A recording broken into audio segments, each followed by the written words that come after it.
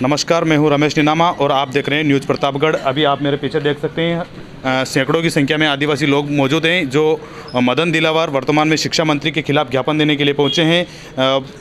मदन दिलावर द्वारा एक वीडियो जारी कर कहा गया था कि कुछ आदिवासी लोग अपने आप को हिंदू नहीं मानते हैं और उनका डीएनए का टेस्ट करवाना चाहिए ताकि उनका पता चल सके कि इनका बाप कौन है। इसको लेकर अभी हम यहाँ के विधानसभा प्रत्याशी भी रहे मांगीलाल जी नीनामा और लोगों से भी बातचीत करेंगे कि इन्होंने ज्ञापन में किस तरह की मांगे रखी है। जी मांगू दादा, बताइए कि और क्या क्या आप कर रहे हो। सबसे पहले तो आप चैनल को खूब खूब जोहार। जय भीम, जय संविधान, जय भारत।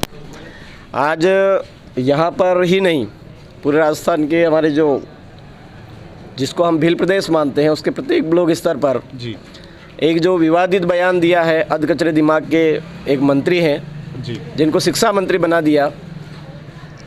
उन्होंने बयान दिया है कि उनका बाप कौन है।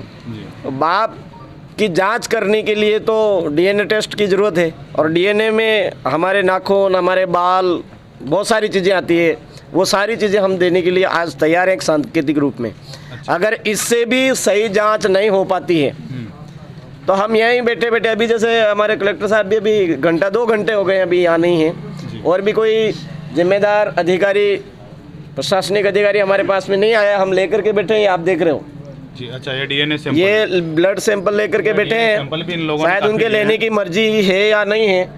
अगर हो सकता है ये यहाँ पर उपस्थित लोग कम पड़ रहे हो तो हम यहाँ बैठे बैठे 5-6 हज़ार लोग ले आए तो शायद उनसे एक ज़िले का सही टेस्ट हो जाएगा। आदिवासियों के बारे में सुप्रीम कोर्ट कह चुका है कि आदिवासी इस देश का मूल बीज, मूल मालिक है और वो अपने रीति रिवाज, अपनी परंपरा, अपना सारा सब कुछ अलग सिस्टम है उसका ना तो हिंदू से कोई लेना देना है, ना मुस्लिम संस्कृति से कोई लेना देना है, ना ईसाई संस्कृति से लेना देना है। वो धर्मपूर्वी लोग हैं। ये बात जब सुप्रीम कोर्ट बोल रहा है, पिछली जो कार्यकाल रहा, जो कांग्रेस से पहले वाला कार्यकाल, उस कार्यकाल में बीजेपी के माध्यम से ही जो 2013 के अंदर बुक्स छपी थी, सामाजिक विज्ञान के अंदर जो था उसके अंदर स्पष्ट लिखा हुआ था कि आदिवासी लोग कौन है और उसमें स्पष्ट हवाला दिया था कि ये अपनी खुद की रीति रिवाज, परंपरा और पुरखों आधारित व्यवस्था के ऊपर संचालित होता है और ये प्रकृति पूजक है, प्रकृति को सर्वोपरि मानते हैं, इस पर्यावरण को सर्वोपरि मानते हैं। ये बात उन राजस्थान की सरकार ने खुद लिखी हुई है बुक। वो उस किताब की प्रतिलिपियाँ हमारे पास में उपलब्ध है।